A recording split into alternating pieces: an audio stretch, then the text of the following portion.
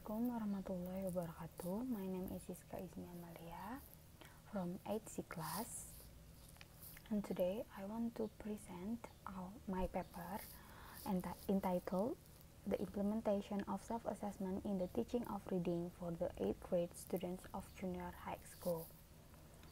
Okay, first I want to explain. There are 3 points of presentation. First, chapter 1 introduction, second, chapter 2 theoretical foundation, and third, chapter 3 conclusion. Okay, next slide. I want to explain chapter 1 introduction and first, background of the problem. Reading is one of the 4 skills that should be mastered by students. According to Gurbani et al. 2013, reading is one of the part significant activities in any language teaching and study in the classroom. With reading, the students are expected to either comprehend the content from the material lesson from books or other. Also, reading is the key of improved student knowledge and crucial for the students because the success of their study depends on the greater part of their ability to read. It means if their reading skill is poor, they likely fail in their study, or they will have difficulty to understand all things.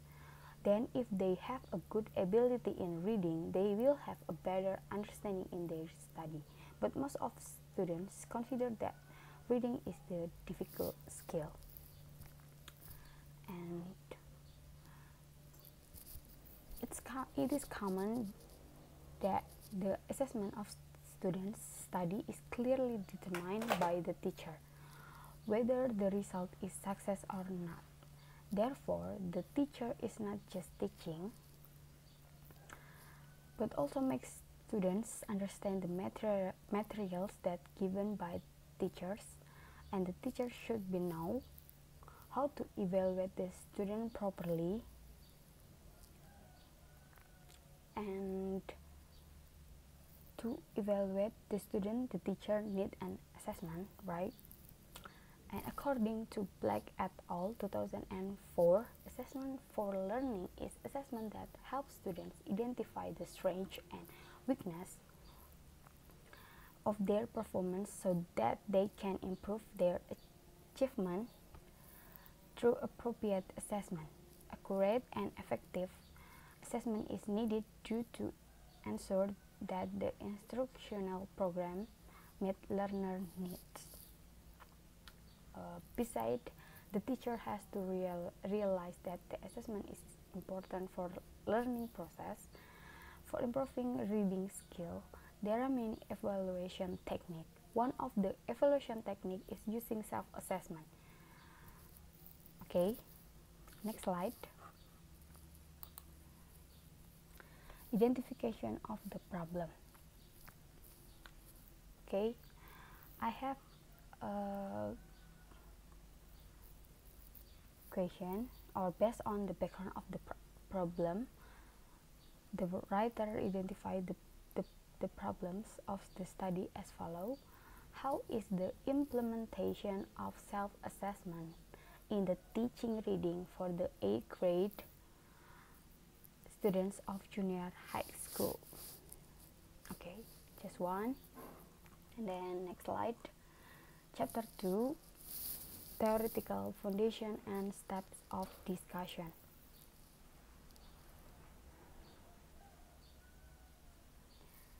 Theoretical foundation. Okay, first I want to explain theoretical foundation.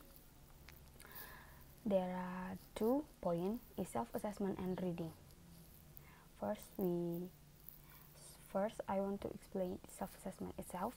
Definition of self-assessment according to Wright 2017, self-assessment is learners involved in making judgment about their achievement and the result of their learning and approach that valuable to supporting student learning, especially when used formatively. And meanwhile, according to Andrade and Du 2007, also defined the definition of self-assessment is a process of formative assessment during which students reflect on and evaluate the quality of their work and their learning, judge the degree to which they reflect explicitly stated goals or criteria, identify strengths and weakness in their work, and revise accordingly.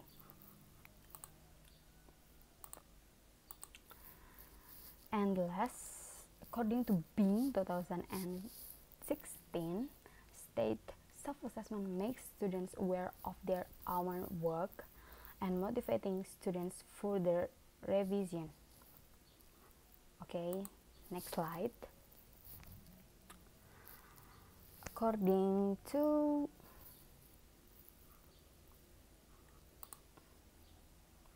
next slide. I want to explain the advantages of self-assessment. According to Asrul et al. 2014, the advantages of self-assessment in the classroom as follow. First, can increase student confidence. It means that they are given the trust to evaluate themselves. In bahasa, dapat menumbuhkan rasa percaya diri peserta didik karena mereka diberi kepercayaan untuk menilai dirinya sendiri. And second, students realize their strength and weakness. It means that when they do the assessment, they have to do a reflection on the strength and weakness they have. In bahasa, peserta didik menyadari kekuatan dan kelemahan dirinya karena ketika mereka melakukan penilaian harus melakukan introspeksi terhadap kekuatan dan kelemahan yang dimiliki oleh peserta didik tersebut. And the last or the third, can motivate, adjust, and train students to be honest. It means that they are required to be honest and objective in conducting the assessment. In bahasa, dapat mendorong, membiasakan, dan melatih peserta didik untuk berbuat jujur karena mereka dituntut untuk jujur dan objektif dalam melakukan penilaian. Okay, the next slide. The next slide is definition of reading. Okay, I will explain it. Teaching reading is hugely complicated task. Reading is one of the basic skill of language learning. It cannot be separated from the all of skill beside writing, speaking, and listening. Also, reading can help students to improve other language skills.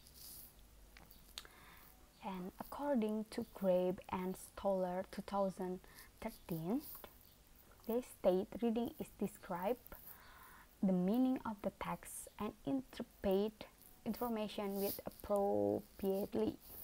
It means that to master reading skill, the readers need good comprehension in reading activity. The comprehension of reading activity.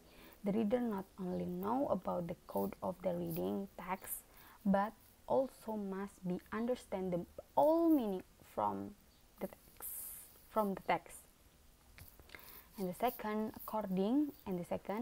according to Noonan 2003, reading is a fluent process of reading, combining information from a text and their own background knowledge to build meaning.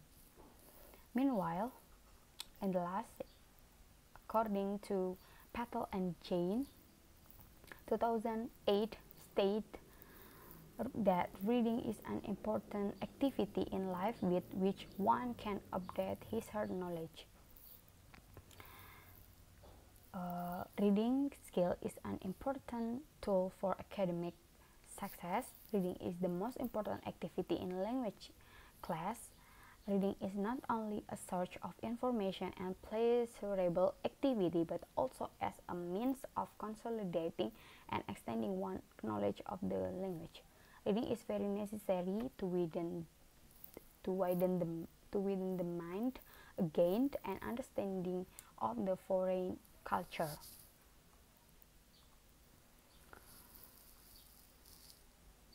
Okay. Next slide. Type of reading. The writer will explain 4 type of reading. There are a lot of type of reading.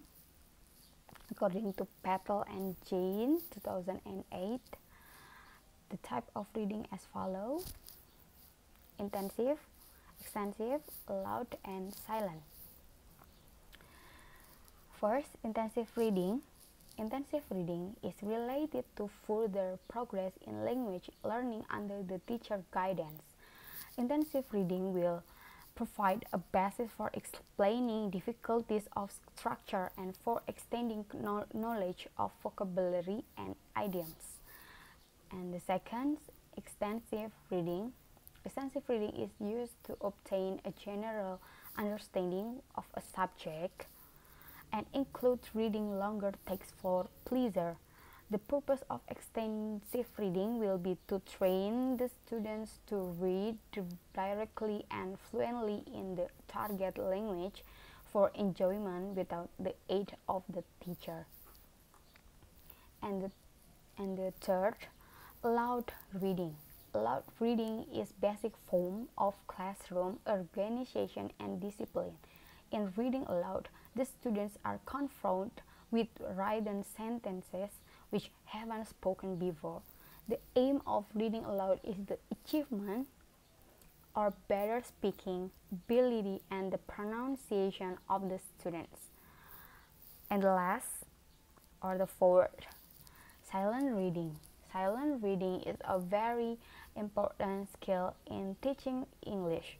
This reading should be employed to increase reading ability among learners. Silent reading is done to acquire a lot of information. Silent reading must be based on students' selected text. Silent reading enables the students to read completely silently without making sounds and moving his lips. It means that it helps him read with speed, ease, and fluency. It aids comprehension and expands the student's vocabulary. Okay, and the last, implementation of self-assessment. Next slide. Next slide. I want to explain step of discussion.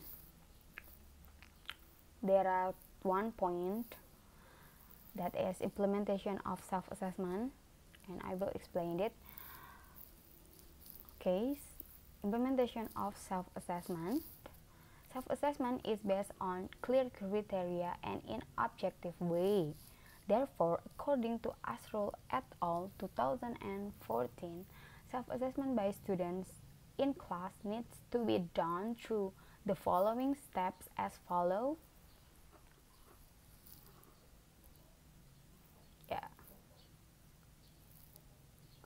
First, determine the competency or ability aspect which will be assessed. In bahasa, menentukan kompetensi atau aspek kemampuan yang akan dinilai.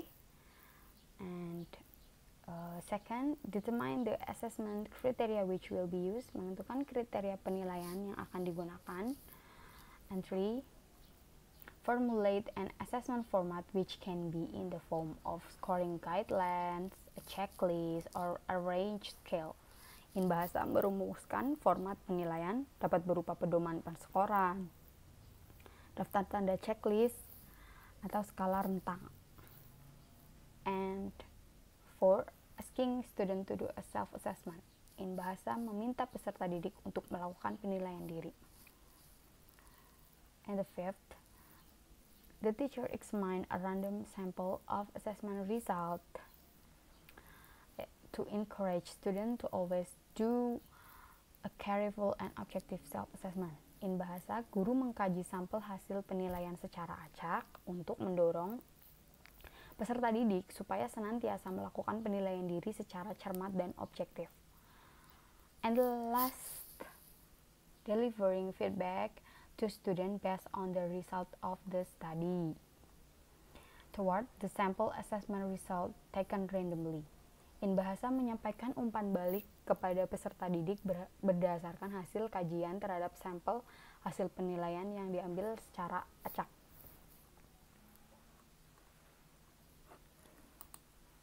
Okay, and the last slide, that is a conclusion. Chapter 3, conclusion. Okay, based on the discussion above, the writer concludes that the implementation of self-assessment are determined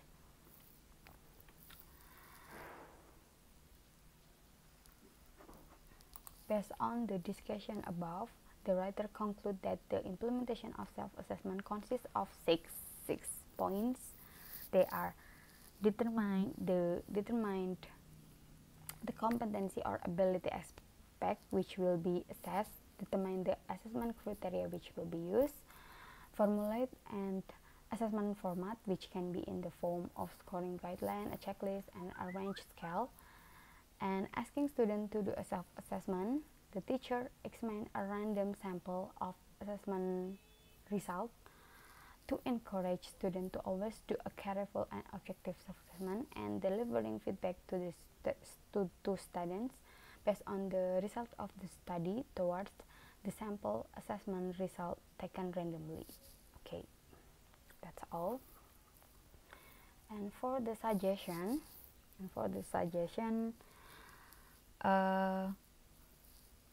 the writer hopes that the paper, it helps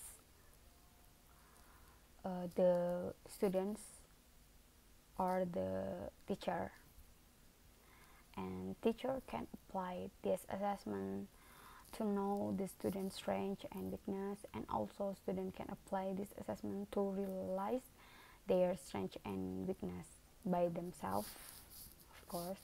And okay, that's all of my presentation of my paper. Thank you for your attention, and wassalamualaikum warahmatullahi wabarakatuh. Good afternoon.